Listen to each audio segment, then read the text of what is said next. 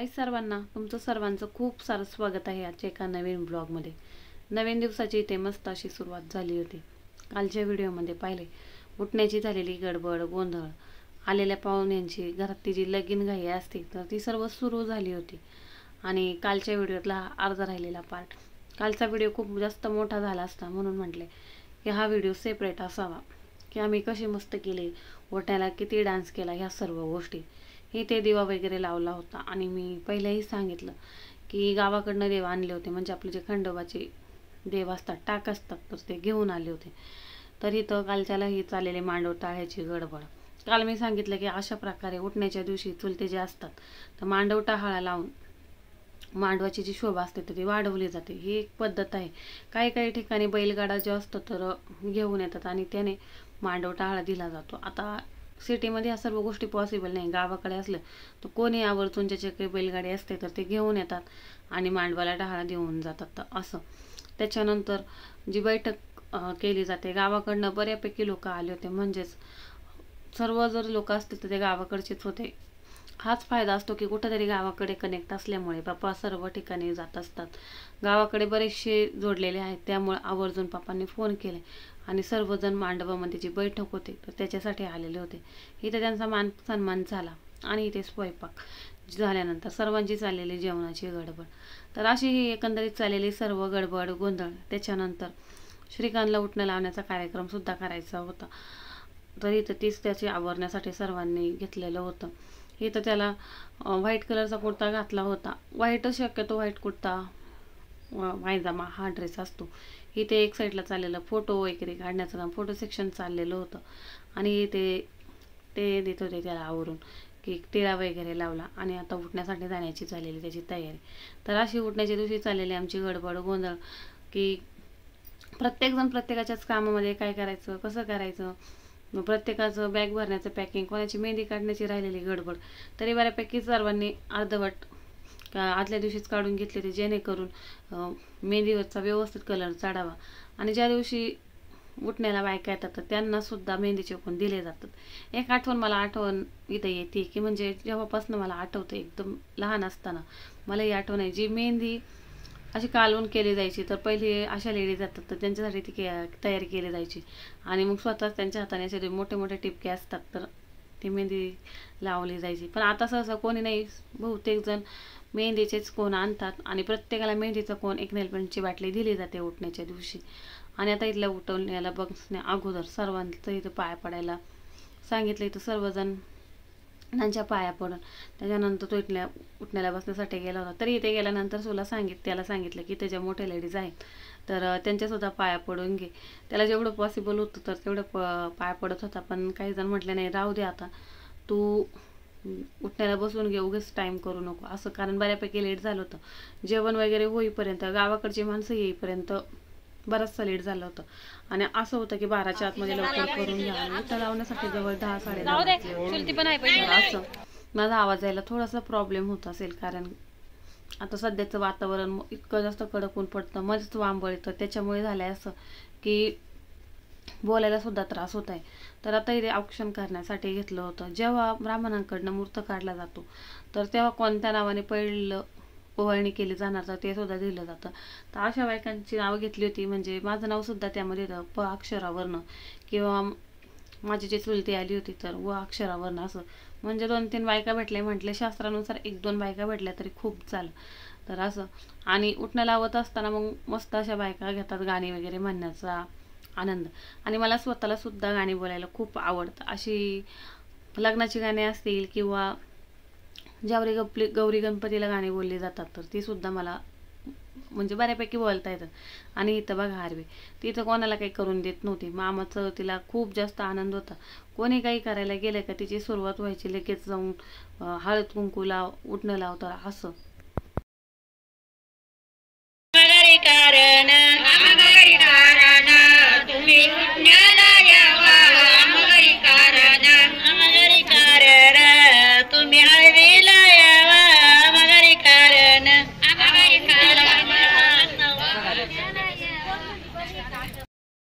बहिणीचा भाऊ लाडका उठण्या बसला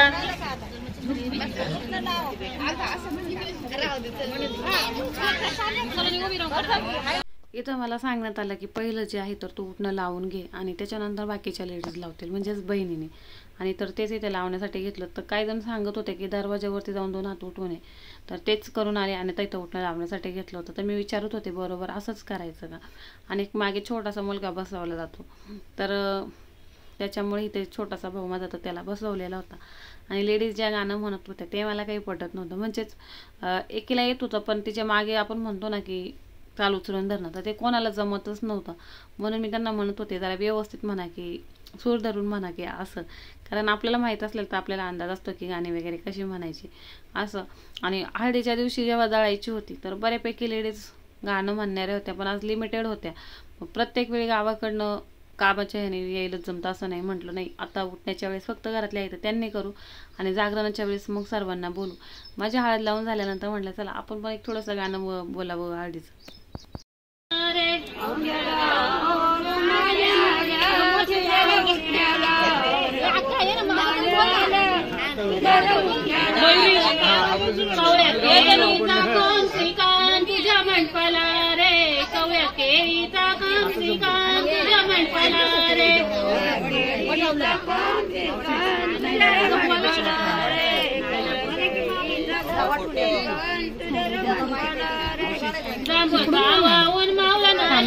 तिकडनं दीदीची काढायची.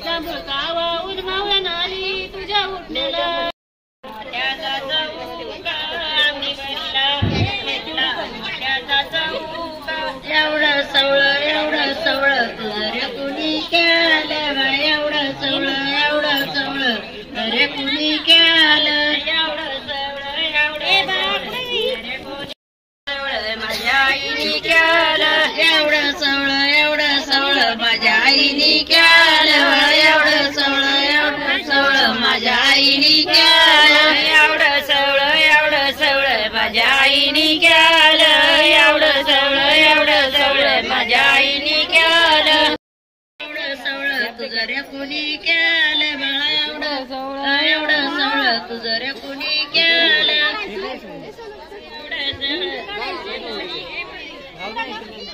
एवढं सवळं माझ्या बहिणीने केलं बाळा, एवढं माझ्या बहिणीने केलं. ते आरवीला वेड्यागत करते बाबा, आरवीला वेड्यागत करते. जाऊ दे, आरवीची मजा आहे मामाच्या लग्नात असं म्हण. अहो तिने पक्का उठणार ना बाहेर शिरून दे ना तर बघतो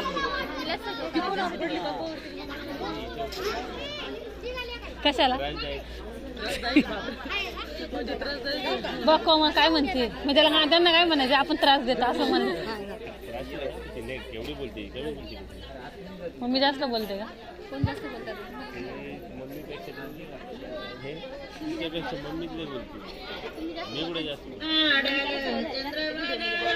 मी तिथनं उठून आले, मला काही बायकांची गाणी पटेना. म्हणजेच मागून जर चालू उचलून धरणं म्हणतात तर ते कोणाला जमत नव्हतं. म्हणजे आता वयानुसार नाही होत आणि ज्यांना सवय असते तर त्या किती वय झालं तरी गाणी छानच म्हणतात. पण आज जे मागून लय उचलणं म्हणतात किंवा चालू उचलून धरणं म्हणतात तर ते काही जमत नव्हती. मी आपलं एखादं म्हटले आणि येऊन बसले. मी नेहमी म्हणते की माणसाला सर्व गोष्टी आल्या पाहिजे. तसंच मला लग्नाची गाणी येतात, 1-2 म्हटले म्हणजे बऱ्यापैकी येतात, कारण लहानपणापासून ऐकते, सवय झालेली आहे. आणि असं नाही की सर्वांनाच येतात असं, कारण मी पाहते की बऱ्याचशा मुली अशा असतात की नाही येत, पण एक आवड हा प्रकारचा महत्त्वाचा. तर त्यामुळे कोणी गाणं म्हणायला लागलं की मी अशी कान देऊन ऐकते की ह्याच्यामध्ये काय वाक्य असतील, कशा प्रकारे त्याची सूर आहे, ह्या सर्व गोष्टी. आणि त्यानंतर आता इथे वरमाईला जे पातळ नेसवले जातात तर त्याचीच इथे तयारी चालली होती. अशा प्रकारे जेव्हा उठणं असतं, नवरदेवाला पाठवलं जातं आंघोळ करण्यासाठी आणि त्यानंतर जे वरमाई पातळ असतं प्रत्येकाने आणलेलं असतं तर ते इथे तिची ओटी भरतात. तर इथं प्रत्येकाने ओटी भरण्याचं चाललं होतं ते. आणि मी सासूबाईंना म्हटलं की आपली ओटी जी आहे वरमाई पातळीची तर तुम्ही भरून घ्या म्हणून. तर इथं ते पण दिलं. वरबाप असतो तर त्याला उभा पोशाख घेऊन येतात, त्याच्यानंतर इथे वरमाईला साडी असं.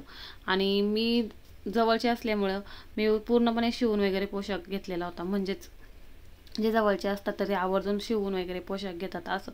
आणि त्याच्यानंतर मग झाला डान्सला सुरुवात. मग काय आमची धमालच धमाल. म्हटलं की तसंही उठणं नव्हतं, सर्व बायकांचा कार्यक्रम आवरल्यानंतर आपण थोडासा डान्स करण्याचा आनंद घेऊ. सर्वांनीच घेतला, आत्यापासून तर मी आणि मयुरीने सर्वांनीच मस्त डान्स करण्याचा आनंद घेतला, वेगवेगळे गाणे वगैरे म्हणून. आणि सर्वात जास्त बायकांचं आवडतं की कचकच कांदा ते गाणं, त्याच्यावरती तर सर्वांनी एकदम धमाल मस्ती केली. तर ब्लॉग पुढे कंटिन्यू करा आणि आमचा डान्स कसा वाटला ते पण सांगा.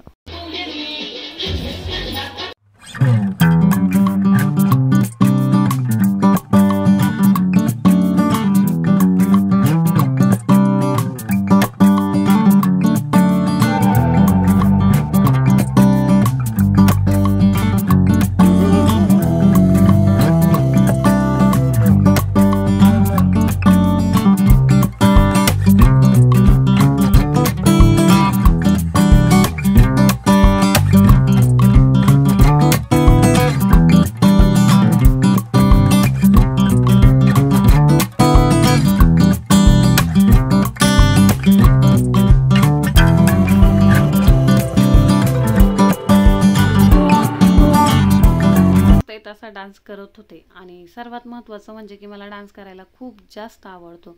मी अतिशय म्हणजे स्वतःच कौतुक स्वतः नाही पण बऱ्यापैकी मला डान्स हा येतो, पहिल्यापासूनच येतो. पहिल्या स्पर्धेत असेल किंवा बऱ्याचशा स्पर्धेमध्ये वगैरे मी डान्समध्ये पार्टिसिपेट केलेले आहे.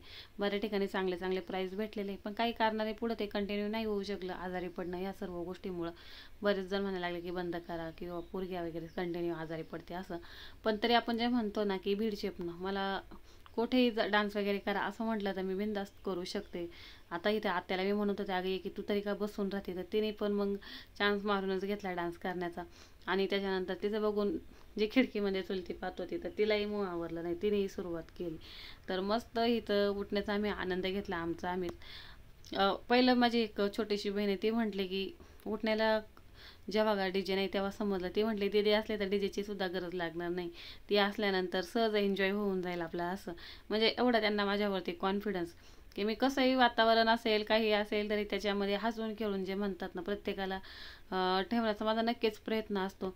इथे सर्वांचा डान्स चालू असताना त्यानंतर सर्व लेडीजचं असं ठरलं की चला आता आपण सर्वांनी सोबत सुरुवात करू डान्स करण्यासाठी.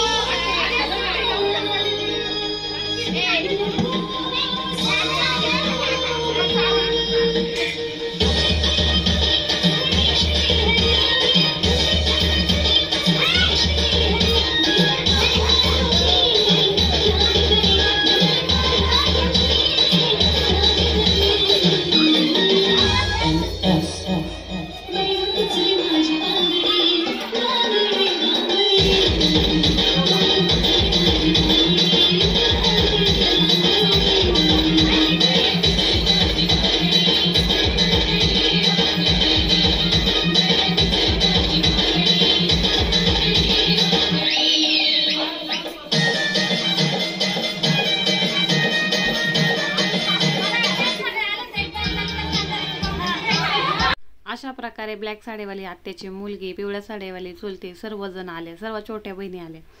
चुलत्यांचं गावाकडचं असल्यामुळे ह्या सर्व गोष्टी करणं होत नाही, पण आज आवर्जून सर्वजण आले. आम्ही त्यांना ओढून घेतला आणि नंतर त्यांनी पण सुरुवात केली.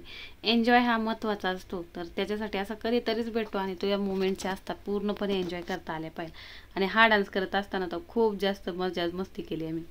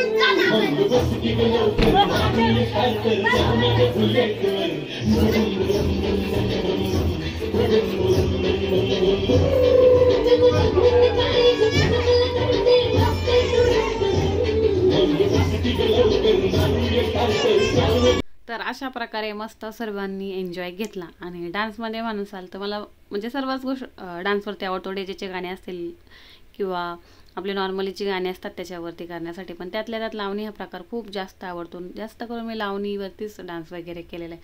मध्ये एकदा खूप दिवसांपूर्वी व्हिडिओसुद्धा अपलोड केली डान्सची.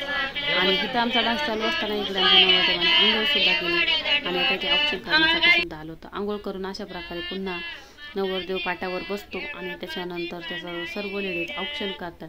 तर असा मस्त असा आमचा सर्व कार्यक्रम पूर्ण झाला.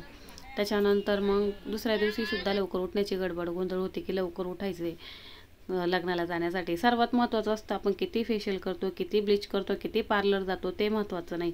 महत्त्वाचं असतं ते व्यवस्थित प्रॉपर झोप होणं. तर त्याच्यासाठी हाच प्रयत्न होता की लवकर झोपायचं वगैरे असं. तर असा मस्त आमचा उठण्याचा कार्यक्रम पार पडला. कसा वाटला तर कमेंटमध्ये नक्की सांगा. इथंही आमची मानाची कलहरी चाललेला सर्व कार्यक्रम जे आहे तर मस्त असा एन्जॉय घेत होती. तिला इथे जवळच बसवलेली होती.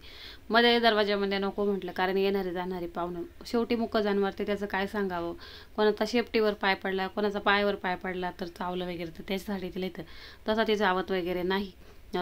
एवढे पाहुणे वगैरे येतात तर त्याच्यासाठी, पण तरी पण सांगू शकत नाही म्हणून ते एक साईडला तिला बसवली होती आणि मस्त सर्व कार्यक्रमाचा आनंद घेत होती.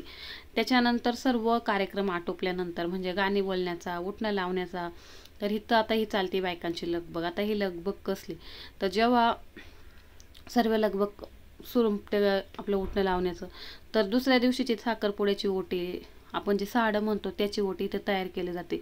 तर देवकाची जी तयारी असते तर ती केली जाते. आता देवक वगैरे कसं केलं जातं, चूच पाडली जाते, तर त्या सर्व गोष्टी कशा प्रकारे केल्या जातात त्या उद्याच्या व्हिडिओमध्ये पाहायला भेटतील जेव्हा लग्नाचा दिवस उजाडतो. तर ते इथं ओट्या जे असतात इतकं सर्व गोष्टी लक्ष करून 5 नारळाच्या वाट्या, पुन्हा सुपाऱ्या, ह्या सर्व गोष्टी इथं मला स्वतःला पाहायला भेटलं की आपण जे म्हणतो साड्याचं लग्न झाल्यानंतर ती ओटी सर्वात जास्त मोठी होती.